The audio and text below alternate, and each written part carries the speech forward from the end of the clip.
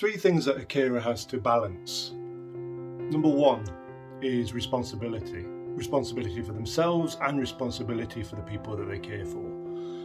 And it's not something that you have to take lightly, because responsibility for another person to the degree that they rely on you to live is a huge responsibility.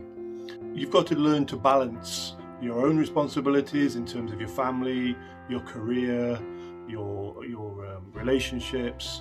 All those things have to be balanced, and you have a responsibility to your own family, and you have a responsibility to the person that you care for. So responsibility is something that a carer has to learn to balance.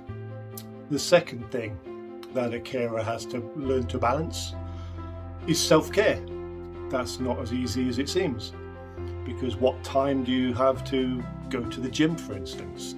What time do you have to go out for a walk when your loved one is, dependent on you to be in the house? So you've got to plan all these things. If you need to go for a walk, you have to either have somebody here to care for your loved one, or you have to be able to put them in the car or put them in a wheelchair, or just make sure that they're secure while you're out and about. So self-care is not an easy thing to achieve, and it's something that is essential, because you do need to look after yourself as a carer. Number three of what a caregiver has to learn to balance. That is boundaries. And it's important to be able to be flexible with your boundaries when you are a carer, because basically you're in a situation where you are the adult in the room, you're the one that's making all the rules, and you have to be able to set your boundaries. You have to be able to know exactly what you accept from your loved one, because even though they are ill or they are suffering, you've still got to have a boundary, because obviously you've got to protect your own welfare.